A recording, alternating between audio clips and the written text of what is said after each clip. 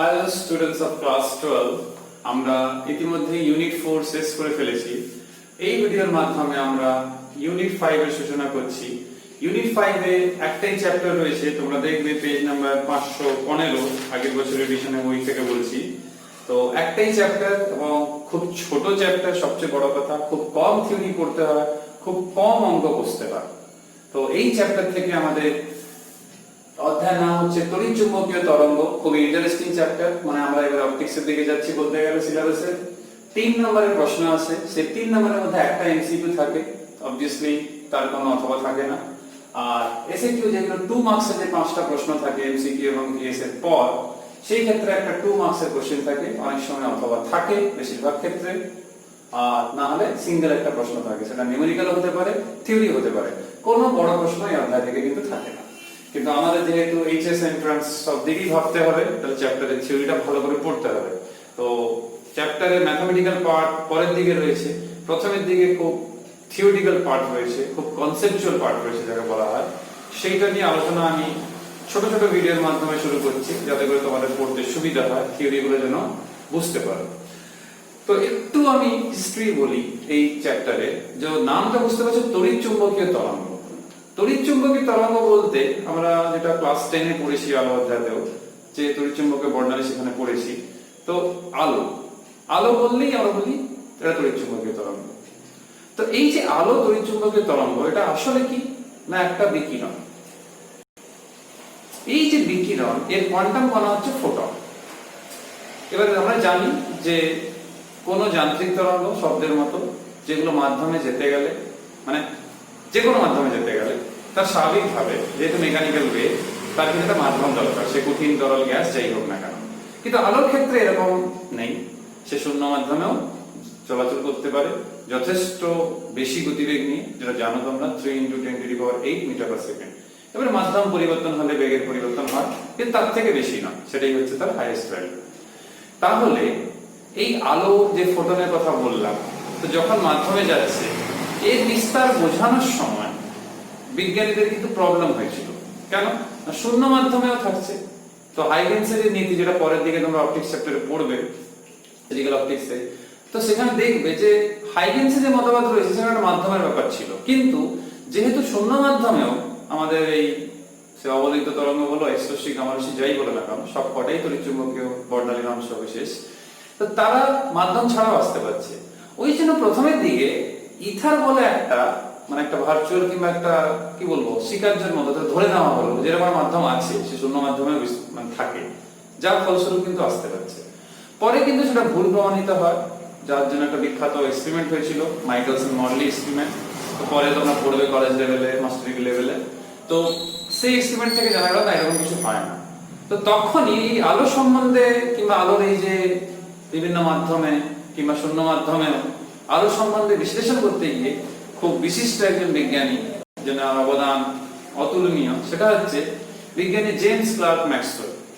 তো বিজ্ঞানী ম্যাক্সওয়েলের অবদান এখানে অনেকটা বেশি।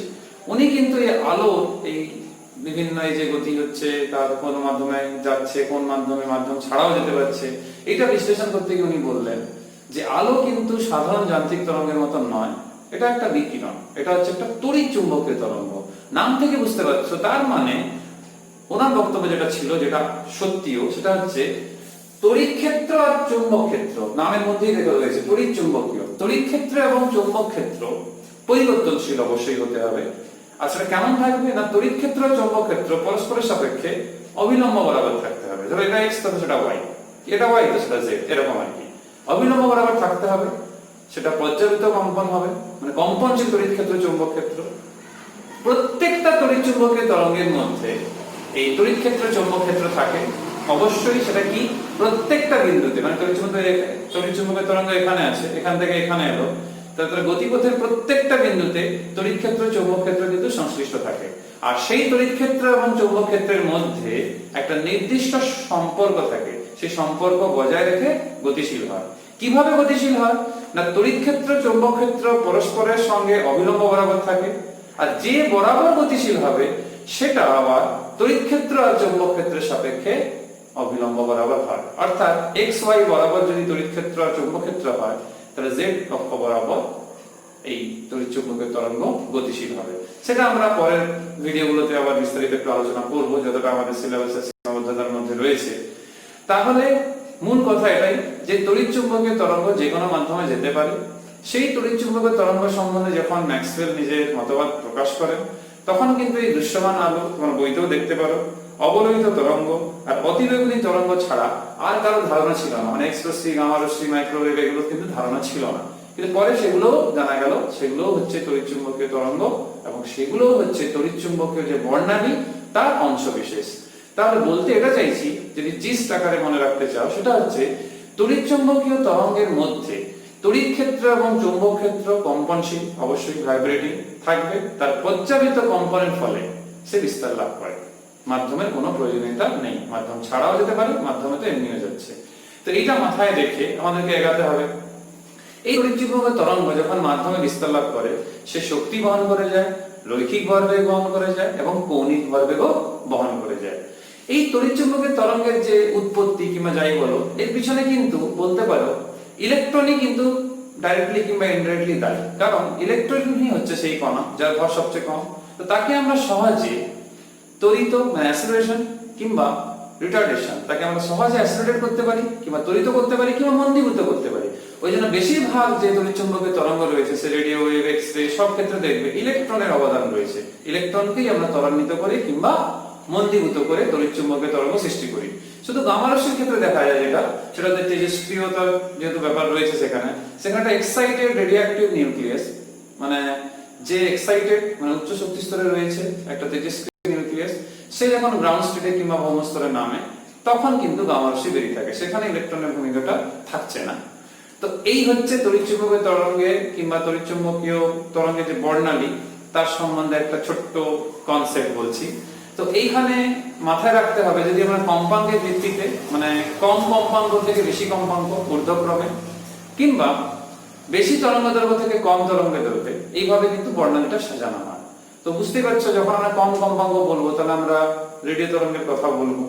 তো সেখান থেকে শুরু হবে, পর পর চলবে। তোমরা নেক্সট ভিডিওতে আমি এমনি আলোচনা করবো। 516 পেজে দেখো একটা ছক রয়েছে, একদম দেখবে সবচেয়ে কম কম্পাঙ্ক রেডিও তরঙ্গ, তারপরে মাইক্রোওয়েভ, যেটা দিয়ে আমরা মাইক্রোওয়েভ গুলো তৈরি হচ্ছে, যার উপরে ভিত্তি করে কিংবা আমাদের মোবাইল ফোন কাজ করছে। তারপরে অবলোহিত তরঙ্গ, ইনফ্রারেড, সূর্য থেকে আমরা সরাসরি এমনিও পাচ্ছি। তারপরে দৃশ্যমান আলো, যেটাকে আমরা ভিজিবল লাইট বলছি। একইভাবে আমাদের তোমাদের পরিচিত আল্ট্রাভায়োলেট রে, যেটা থেকে ওজোন স্তর আমাদেরকে সাহায্য করে, আমাদের পুরো পৃথিবীর আমব্রেলা কিংবা ছাতা। এক্স রশ্মি, গামা রশ্মি, এর সম্বন্ধে তোমরা জানো মেডিকেল সায়েন্সে কত কাজে লাগে। অর্থাৎ আমি বলতে চেয়েছি তড়িৎচুম্বকীয় তরঙ্গের ব্যবহার আমাদের জীবনে প্রচুর, মেডিকেল সায়েন্সে বলো, ডেইলি লাইফে বলো, প্রচুর ব্যবহার রয়েছে। তো আমরা যেটা এই ভিডিওতে জানার চেষ্টা করবো, যেটা একটা খুব ইম্পর্টেন্ট কনসেপ্ট আমাদের, থিওরি প্রশ্ন এবং অঙ্ক দুটোই, সেটা হচ্ছে সরণ প্রবাহ। সরণ প্রবাহ সম্বন্ধে আমরা জানার চেষ্টা করব। একে আমরা স্থানচ্যুতি প্রবাহ বলি, ভ্রংশ প্রবাহ বলি, সব একই নাম। পরীক্ষাতে যে নামেই থাকুক তোমার ভয় পাওয়ার দরকার নেই। তাহলে সরল প্রবাহ, ইংলিশ হবে ডিসপ্লেসমেন্ট কারেন্ট। সরল প্রবাহ আরেকটা নাম আছে ভ্রংশ প্রবাহ, আরেকটা নাম আছে স্থানচ্যুতি প্রবাহ। স্থানচ্যুতির একটা ব্যাপার রয়েছে। তো ব্যাপারটা হচ্ছে এরকমই, আমরা অ্যাম্পিয়ারের সূত্র পড়েছি। তো সেই অ্যাম্পিয়ার সূত্রে আমরা দেখেছি B dot dl equals to mu not I। কিন্তু স্থির তড়িৎ প্রবাহের জন্য এই সূত্রটা কিন্তু সঠিকভাবেই কাজ করে, অ্যাম্পিয়ারের সূত্র সঠিকভাবে কাজ করে।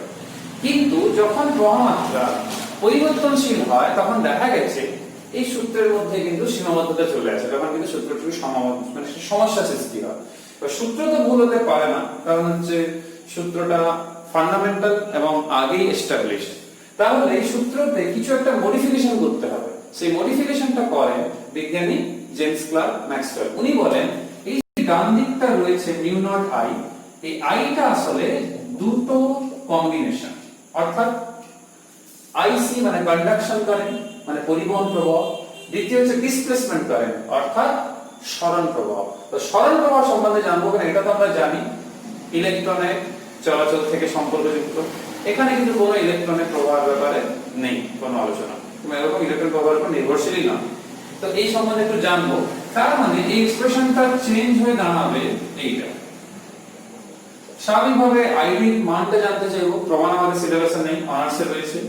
এই আইডির মানটা হচ্ছে মিউ নট, তো বাইরে আছে, যদি আমি মিউ নট দিয়ে লিখি যেহেতু বইগুলোতে থাকে, mu not epsilon not d phi e by dt. তো দেখতে পাচ্ছ একটা তড়িৎ ফ্লাক্সের পরিবর্তনের হার রয়েছে সময়ের সাপেক্ষে, অর্থাৎ সহজে বলতে গেলে ID equals to epsilon not d phi e by dt. এই ফর্মুলাটা খুব কাজে আমাদের। এটাই হচ্ছে আমাদের সরণ প্রবাহের রাশিমালা। তো সরণ প্রবাহের রাশিমালা, এটা আমাদের পরীক্ষায় খুব ইম্পর্টেন্ট, সরণ প্রবাহের রাশিমালা। তো এই রাশিমালা দেখবে তোমাদের বইতে কোশ্চেন নাম্বার 2 তে রয়েছে mu 0 epsilon 0 then d phi e by dt. Mu 0 টা বাদ দিয়ে লিখছি, শুধু আইডি যেহেতু লিখছি, সেটা তোমরা বইতেও দেখতে পাবে। এবার ভেবে দেখো, এই যে ফাই ই যেটা রয়েছে এটা হচ্ছে কি না তড়িৎ ফ্লাক্স, এটা আমরা পড়েছি। সেটা কি না ই ডট ডিএস, তোমরা আগেও পড়েছো, এটা হচ্ছে তড়িৎ ফ্লাক্স। তো এটা যেটা তোমাদের বইতেও দেখবে এটা রয়েছে। তো সরণ প্রবাহের উৎপত্তি হচ্ছে পরিবর্তনশীল তড়িৎ ক্ষেত্র দিয়ে, যেটা আমরা এক্ষুনি আলোচনা করব। তো এর উৎপত্তি সম্বন্ধে ভালো করে পড়তে হলে সাঁতরা বইয়ের ইন্ট্রোডাকশন পার্টটা পড়লে ভালো হয়। ছাড়াতে রয়েছে আমাদের বইতে, কিন্তু আমার মনে হয় বেশি কনসেপ্ট ক্লিয়ার হবে সাঁতরা বই থেকে। তো আমি তোমাদের বইটাও বলছি, সাঁতরা থেকেও বলছি।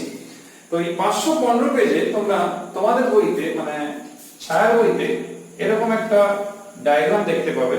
সেইখানে একটা যেরকম পাথ হয় আমাদের পড়েছি, আমরা কোথায় পড়েছি না ধারক ধারকত্ব চ্যাপ্টার, সেটাই রয়েছে দেখবে। এখানে একটা প্রবাহ মাত্রা দেওয়া হচ্ছে, সে এই সাপেক্ষে তড়িৎ ক্ষেত্র যে প্রাবল্যের যে অভিমুখ থাকছে, আর এখানে পাথটাও দেওয়া রয়েছে দেখবে, বাইরের দিকে রয়েছে, আমি বইয়ের মতোই পুরো আঁকছি। তো এইরকম একটা ডায়াগ্রাম রয়েছে দেখবে। তো এই যে ডায়াগ্রামটা রয়েছে আমাদের, এই ডায়াগ্রামে দেখবে আবার প্রবাহ মাত্রা এখানে। তো মাঝের স্থানটা কিন্তু ফাঁকা, আর নামও দেখবে বইতে এরকম দেওয়া রয়েছে S1, আর এইদিকে একটা দেখো এখানে এটা আছে এই এলাকা, এটা ক্ষেত্রফল হচ্ছে S2। তো তোমরা বইতেও দেখবে এই যে S1 S2 লেখা রয়েছে, বইতে বলা রয়েছে S2 তলের সঙ্গে মানে এই তলের সঙ্গে জড়িত তড়িৎ ফ্লাক্স কত হবে না, সেখানে এভাবে লেখা রয়েছে phi e equals to integration of E dot dA, integration of E dot dA। তো d এর ক্ষেত্রফল যেটা আমি ds ধরেছিলাম, বইতে dA ধরা রয়েছে, তো স্বাভাবিক এখান থেকে আসবে E into A, তাহলে ফ্লাক্সটা হচ্ছে E into A। এই যে E into A আমরা লিখছি, তো এখান থেকে বুঝতেই পারছো আমরা যদি শুধু E এর মানটা বের করি, কারণ এর মানটা আমরা জানি, গাউসের উপপাদ্য থেকে আমরা এই মানটা পেয়েছিলাম q বাই এপসাইলন নট, তাহলে E সমান কত পাচ্ছি q বাই a এপসাইলন 0। তোমরা বইতেও দেখবে তড়িৎ ক্ষেত্রের যে প্রাবল্যের মানটা রয়েছে E equals to q by epsilon 0 a, অর্থাৎ আমরা যদি phi e বলি তাহলে সরাসরি আমরা লিখতে পারি কার থেকে না গাউসের উপপাদ্য থেকে সরাসরি লিখতে পারি, কিংবা এখান থেকেও লিখতে পারি, কারণ হচ্ছে phi e টাই হচ্ছে e বাই a। তাহলে a বাদ দিলে দেখো q বাই এপসাইলন 0 চলে আসছে। তো বইটা তোমরা এটাই দেখতে পাবে।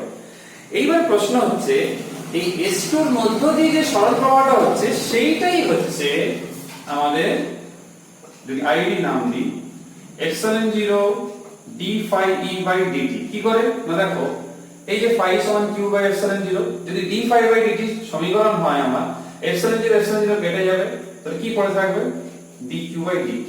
তাহলে দেখো ছায়ার বই থেকেও এটা প্রকাশিত হচ্ছে, এই যে epsilon 0 d phi by dt প্রবাহ মাত্রাকেই ডাইমেনশন ওয়াইজ কিংবা মাত্রা বিশ্লেষণ ওয়াইজ প্রবাহ মাত্রাকেই প্রকাশ করে। কেন epsilon 0 d phi by dt, phi এর মান আমরা পেলাম q বাই এপসাইলন 0, অবকলন করলেই দেখো এপসাইলন 0 কেটে যাচ্ছে, dq বাই dt পাওয়া যাচ্ছে। আমরা পড়েছিলাম ওহমের সূত্র অধ্যায়েও একক সময়ে যে আধান প্রবাহের যে হার, সেটাই হচ্ছে কিন্তু প্রবাহ মাত্রা। তো এটা কিন্তু এইভাবে আমরা কিন্তু ছায়ার বই থেকে যেটা পাচ্ছি সেটা কিন্তু এইভাবে বলতে পারি। তাহলে এখান থেকে আমরা কি বলবো, যেটা বইতে দেখবে 516 পেজে শুরুতে বলা হয়েছে, এটা বুঝিয়ে দিই। S2 এর মধ্য দিয়ে সরণ প্রবাহের মান S1 এর মধ্য দিয়ে মূল বর্তনী প্রবাহ মাত্রা I এর কিন্তু সমান, অর্থাৎ মূল বর্তনীর যে প্রবাহ মাত্রাটা এখান থেকে যাচ্ছে, যে I যদি যায় এই ক্ষেত্রেও কিন্তু সেই I, এই ক্ষেত্রেও কিন্তু সেই I, অর্থাৎ এর মাঝে ফাঁক থাকা সত্ত্বেও কিন্তু কোন পরিবাহিতার না থাকা সত্ত্বেও কিন্তু এর মাঝে কিন্তু চৌম্বক ক্ষেত্রের সৃষ্টি হচ্ছে। তার কারণ হচ্ছে তড়িতাহিত যখন হচ্ছে, এই ধারক যদি হয় দুটো প্লেট একটু এরকম যদি রাখা হয়, তো এও আধান আহিত হচ্ছে, এও আহিত হচ্ছে, তাহলে মাঝখানে কি হচ্ছে, একটা পরিবর্তনশীল তড়িৎ ক্ষেত্রের সৃষ্টি হচ্ছে, তার ফলস্বরূপ এইখানে সরণ প্রবাহের সৃষ্টি হচ্ছে। তো এই জিনিসটাকে মাথায় রাখতে হবে যে এখানে চৌম্বক ক্ষেত্র সৃষ্টি হলো কার জন্য? পরিবর্তনশীল তড়িৎ ক্ষেত্রের জন্য।